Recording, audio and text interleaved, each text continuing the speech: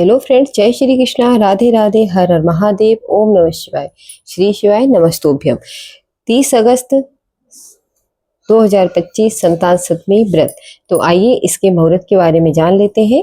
इसका मुहूर्त रहेगा सुबह 7:30 से 9 बजे तक और सुबह 11:05 से दोपहर 12:47 तक रहेगा। और इसकी पूजन सामग्री कुछ इस प्रकार रहेगी। तो पूजन सामग्री में हमें लेना है चौकी, कपड़ा, गणेश गौरी, गंगा जल, कलश, दीपक, पंचगव्य, पंचामृत, कुश, कलावा, केले के पत्ते, सिंदूर, केसर, चंदन, चावल, फूलहार, धूप, कपूर, नववेद, फल, पान, सुपारी, सुहाग पिटारी, चूड़ी, सीसा, कंगी, बिछिया, सुरमा, महावर, मिठाई, शंख, घंटी और पूजन पात्र। ये सब हमें पूजन की सामग्री में लेना है। और हमें इसके लिए शिव और जो पार्वती है उन्हें हमें रेत के या बालू मिट्टी आती है उसके बना लेना है, जिससे हम एक पटे पर चौक डालेंगे और चौक डालने के बाद कपड़ा बिछाकर हम उन पर उन्हें विराजित करेंगे, आसन पर उनको बिठा देंगे। और अगर आपके पास शिव जी पार्वती जी की फोटो है जिसमें गणेश भगवान उनकी गोद में बैठे हुए हैं तो आप उस फोटो को भी पूजन में रख सकते हैं। तो चलिए अब सुन लेते हैं हम संतान सप्तमी व्रत की कथा। तो बोलिए श्री गणेशाय नमः, ओम नमः शिवाय, श्री शिवाय नमस्तोभ्यम। चलिए सुनते हैं हम संतान सप्तमी की व्रत कथा। एक दिन महाराज युधिष्ठिर ने भगवान से कहा, हे प्रभु, कोई ऐसा उत्तम व्रत बताइए जिसके प्रभाव से मनुष्यों के अनेकों सांसारिक कलेश दुख दूर होकर वे पुत्र एवं पुत्रवान हो जाएं। यह सुनकर भगवान बोले, हे राजन, तुमने बड़ा ही उत्तम प्रश्न किया है। मैं तुमसे एक पौराणिक इतिहास सुनाता हूँ, ध्यान पूर्वक सुनो। एक समय लोमस ऋषि ब्रजराज की मथुरापुरी में वासुदेव देवकी के घर गए। ऋषिराज को आया हुआ देखकर दोनों अत्यंत प्रसन्न हुए तथा उनको उत्तम आसन पर बैठाकर उनका अनेक प्रकार से वंदन और सत्कार किया। फिर मुनि के चरणोदक से अपने घर तथा शरीर को पवित्र किया। वह प्रसन्न होकर उनको कथा सुनाने लगे। कथा कहते लोमस ने कहा कि हे देवकी, दुष्ट दुराचारी पापी कंस ने तुम्हारे कई पुत्र मार डाले हैं, जिसके कारण तुम्हारा मन अत्यंत दुखी है। इसी प्रकार राजा नहुषा की पत्नी चंद्रमुखी भी दुखी रहा करती थी, किंतु उसने संतान सप्तमी का व्रत विधि विधान सहित किया, जिसके प्रताप से उनको संतान का सुख प्राप्त हुआ। यह सुनकर देवती ने हाथ जोड़कर मुनि से कहा कि हे ऋषिराज, कृपा करके रानी चंद्रमुखी का संपूर्ण वृतांत तथा व्रत का विस्तार सहित मुझे बतलाइए, जिससे मैं भी इस दुख से छुटकारा पाऊं। लोमस ऋषि ने कहा, हे देवकी, अयोध्या के राजा नहुष थे। उनकी पत्नी चंद्रमुखी अत्यंत सुंदर थी। उनके नगर में विष्णुगुप्त नाम का एक ब्राह्मण रहता था। उसकी स्त्री का नाम भद्रमुखी था। वह भी अत्यंत रूपवती सुंदरी थी। रानी और ब्राह्मणी में अत्यंत प्रेम था। एक दिन वे दोनों सरयू नदी में स्नान करने के लिए गईं। वहां उन्होंने देखा कि अन्य बहुत सी स्त्रियां सरयू नदी में स्नान करके निर्मल वस्त्र पहनकर एक मंडप में शंकर एवं पार्वती की मूर्ति स्थापित करके पूजा कर रही हैं। रानी और ब्राह्मणी ने यह देखकर उन स्त्रियों से पूछा कि बहनों, तुम किस देवता का और किस कारण से पूजन व्रत आदि कर रही हो? ये सुन स्त्रियों ने कहा कि हम संतान सप्तमी का व्रत कर रही हैं और हमने शिव पार्वती का पूजन चंदन, अक्षत आदि से षोडशोपचार विधि से किया। यह सब इसी पुनीत व्रत का विधान है। यह सुनकर रानी और ब्राह्मणी ने भी इस व्रत के करने का मन ही मन संकल्प किया और घर वापस लौट आई। ब्राह्मणी भद्रमुखी तो इस व्रत को नियम पूर्वक करती रही, किंतु रानी चंद्रमुखी राजमद के कारण किसी दिन इस व्रत को करती, कभी इस व्रत को करती, कभी ना करती, कभी भूल जाती। कुछ समय बाद दोनों मर गईं। दूसरे जन्म में रानी बंदरिया और ब्राह्मणी ने मुर्गी की योनि पाई, परंतु ब्राह्मणी मुर्गी की योनि में भी कुछ नहीं भूली और भगवान शंकर एवं माता पार्वती का ध्यान करती रही। उधर रानी बंदरिया की योनि में सब कुछ भूल गई। थोड़े समय बाद दोनों ने यह देह भी त्याग दी। अब इनका तीसरा जन्म मनुष्य योनि में हुआ। उस ब्राह्मणी ने एक ब्राह्मणी के यहाँ कन्या के रूप में जन्म लिया। उस ब्राह्मण कन्या का नाम भूषण देवी रखा गया तथा विवाह गोकुल निवासी अग्रसील ब्राह्मण से कर दिया। भूषण देवी इतनी सुंदर थी कि वह आभूषण रहित होते हुए भी अत्यंत सुंदर लगती थी। कामदेव की पत्नी रति भी उसके सम्मुख लजाती थी। भूषण देवी के अत्यंत सुंदर सर्वगुण संपन्न चंद्रमा के समान धर्मवीर कर्मनिष्ठ सुशील स्वभाव वाले 8 पुत्र उत्पन्न हुए। यह सब शिवजी के व्रत का पुनीत फल था। दूसरी ओर शिवमुख दूसरी ओर शिव विमुख रानी के गर्भ से कोई भी पुत्र नहीं हुआ। वह निसंतान दुखी रहने लगी। ब्राह्मणी और रानी में जो प्रीति पहले जन्म में थी वह अब भी थी। रानी जब वृद्ध अवस्था को प्राप्त होने लगी तब उसके गूंगा बहरा और बुद्धिहीन अल्पायु वाला पुत्र हुआ। वह 9 वर्ष की आयु में इस क्षणभंगुर संसार को छोड़कर चला गया। अब तो रानी पुत्र शोक में अत्यंत दुखी हो व्याकुल रहने लगी। देवयोग से भूषण देवी ब्राह्मणी रानी के यहाँ अपने पुत्रों को लेकर पहुंची। रानी का हाल सुनकर उसे भी बहुत दुख हुआ, किंतु इसमें किसी की क्या वश है। कर्म और प्रारब्ध के लेखे को स्वयं ब्रह्मा जी भी मिटा नहीं सकते। रानी कर्मच्युत भी थी, इसी कारण उसे दुख भोगना पड़ा। इधर रानी पंडितानी के इस वैभव और 8 पुत्रों को देखकर उससे मन में ईर्ष्या करने लगी तथा उसके मन में पाप उत्पन्न हुआ।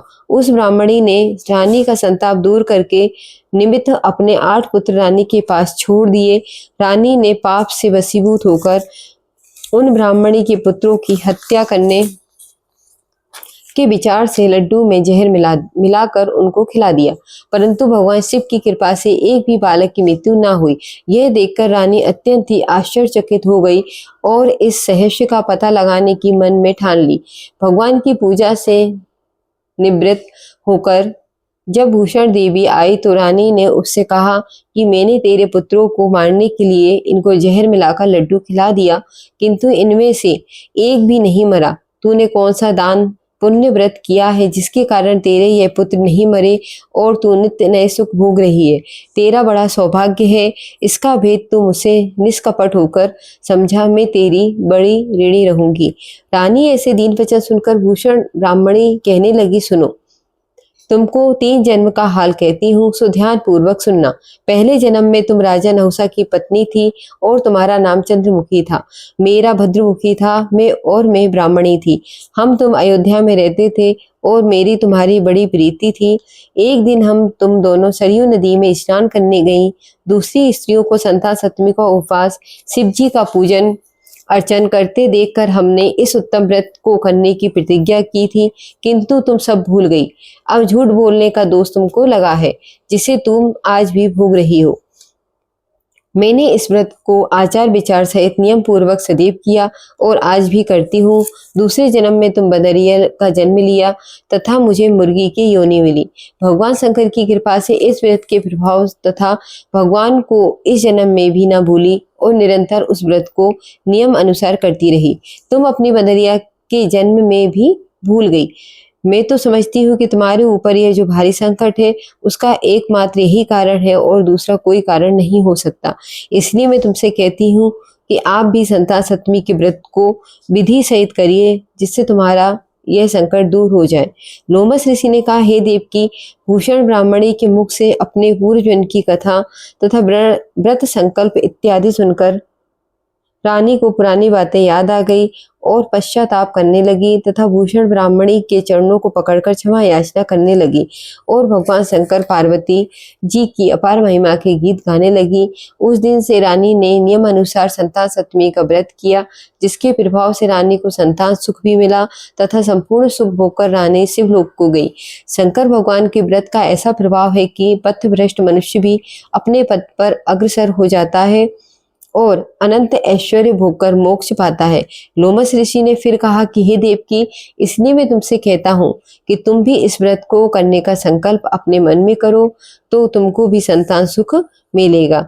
इतनी कथा सुनकर देवकी हाथ जोड़कर लोमस ऋषि से पूछने लगी कि हे ऋषिराज, मैं इस पुनीत उपवास को अवश्य करूंगी, किंतु आप इस कल्याणकारी एवं संतान सुख देने वाले उपवास का विधान, नियम, विधि आदि विस्तार से समझाइए।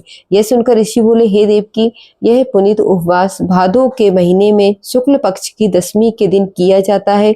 शुक्ल पक्ष की 7वीं के दिन किया जाता है। उस दिन ब्रह्म मुहूर्त में उठकर किसी नदी अथवा कुएं के पवित्र जल में स्नान करके निर्मल वस्त्र पहनने चाहिए। श्री शंकर भगवान तथा जगदम्बा पार्वती जी की मूर्ति की स्थापना करें। इन प्रतिमाओं के सम्मुख सोने चांदी के तारों का अथवा रेशम का एक गंडा बनावे, उस गंडे में 7 गांठें लगानी चाहिए। इस गंडे को धूप दीप अष्टगंध से पूजा करके अपने हाथ में बांधे और भगवान शंकर से अपनी कामना सफल होने की प्रार्थना करें। तदंतर 7 पुआ बनाकर भगवान को भोग लगावे और 7 ही पुए एवं यथाशक्ति सोने अथवा चांदी की अंगूठी बनाकर इस सबको एक तावे के पात्र में रखकर उनका षोडशोपचार विधि से पूजन करके किसी सदाचारी धर्मनिष्ठ सत्पात्रा ब्राह्मण को दान देवे। उसके पश्चात 7 पुआ स्वयं प्रसाद के रूप में ग्रहण करें। इस प्रकार इस व्रत का पारायण करना चाहिए। प्रति साल की शुक्ल पक्ष की 7वीं के दिन हे देवकी, इस व्रत को इस प्रकार नियम पूर्वक करने से समस्त पाप नष्ट होते हैं और भाग्यशाली संतान उत्पन्न होती है तथा अंत में शिवलोक की प्राप्ति होती है। हे देवकी, मैंने तुमको संतान सप्तमी का व्रत संपूर्ण विधान विस्तार सहित वर्णन किया है, उसको अब तुम नियम पूर्वक करो जिससे तुमको उत्तम संतान पैदा होगी। इतनी कथा कहकर भगवान आनंद कंद श्री कृष्ण ने धर्म अवतार युधिष्ठिर से कहा कि श्री लोमस ऋषि इस प्रकार हमारी माता को शिक्षा देकर चले गए। ऋषि के कथा अनुसार हमारी माता देवकी ने इस व्रत को नियम अनुसार किया, जिसके प्रभाव से हम उत्पन्न हुए। यह व्रत विशेष रूप से स्त्रियों के लिए कल्याणकारी है, परंतु पुरुष को भी समान रूप से कल्याणदायक है। संतान सुख देने वाला, पापों का नाश करने वाला यह उत्तम व्रत है, जिसे स्वयं भी करें, दूसरों को भी करावें। नियम पूर्वक जो इस व्रत को करता है और भगवान शंकर एवं माता पार्वती की सच्चे मन से आराधना करता है, निश्चय ही अमर पद पैदा करके अंत में शिवलोक को जाता है। बोलो शिव शंकर भगवान की जय। ओम नमः शिवाय। श्री गणेशाय नमः। ओम नमः शिवाय। तो ये थी संतान सप्तमी व्रत की कथा।